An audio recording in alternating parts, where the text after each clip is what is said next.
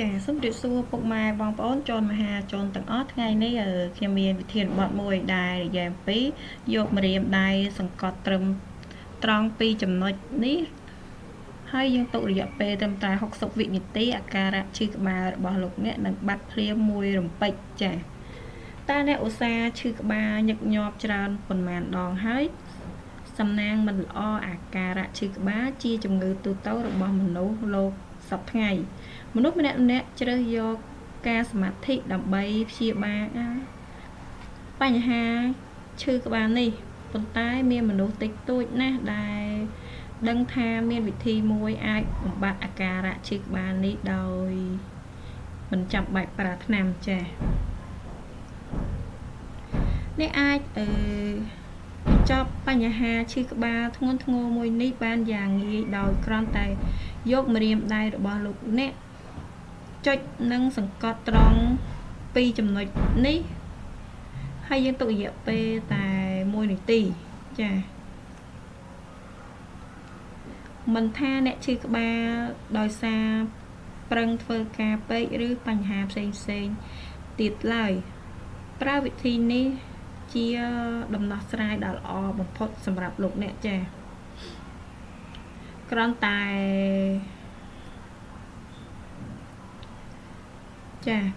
អាការៈឈឺក្បាលរបស់លោកអ្នកនឹងបាត់ភ្លាមបើឈឺក្បាលខ្លាំងដោយមើលចាស់សំទោសហើយបើវាតែងតែឈឺញឹកញាប់អ្នកគួរតែជួបបញ្ជាបណ្ឌិតនិងជជែកពីមូលហេតុនៃការព្យាបាលចាគឺទី1គឺចាសំទោសគឺយើងយកម្រាមដៃសង្កត់ត្រង់ពីចំណុចនេះហើយទុករយៈពេលតែ60វិនាទីអាការៈឈឺក្បាលរបស់លោកអ្នកនឹងបាត់ភ្លាមមួយរំពេចចាគឺយើងយកម្ដាយម្ខាងគឺសង្កត់នៅក្រោមខាងក្រោយនៃជើងសក់របស់យើងហើយម្ខាងទៀតគឺនៅត្រង់គឺនៅត្រង់ភ្នែករបស់យើងចានៅជិតភ្នែករបស់យើងនៅជិតក្តោងច្រមុះរបស់យើងនៅខាងលើចាគឺយើងធ្វើវាទុករយៈពេលតែ60វិនាទី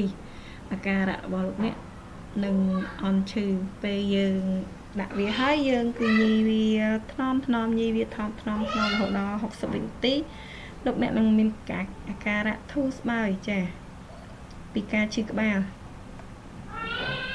និងម្យ៉ាងទៀតគឺតាមខ្ញុំចេះមកចាគឺយើងយកដៃយើងសងខាងយកទៅឈ្ញេញគឺយកទៅញីកន្លែងជើងសក់យើងខាងក្រោយគឺសងខាងគឺកន្លែងសងខាងកន្លែងឆ្អឹងចិត្តឆ្អឹងយើងនោះគឺយើងញីវារយៈពេលតែ60វិនាទីតែប៉ុណ្ណោះគឺយើងនឹងមានការធូរស្បើយបន្តិចចានេះគឺជាវិធីសាស្ត្ររបស់ខ្ញុំចាតាអ្នកទាំងអស់គ្នាសាកល្បងមើលតើវាអាចធូរស្បើយដែរទេចាពេលនេះវីដេអូខ្ញុំសូមបញ្ចប់ត្រឹមនេះសូមអរគុណចាសូមជម្រាបលា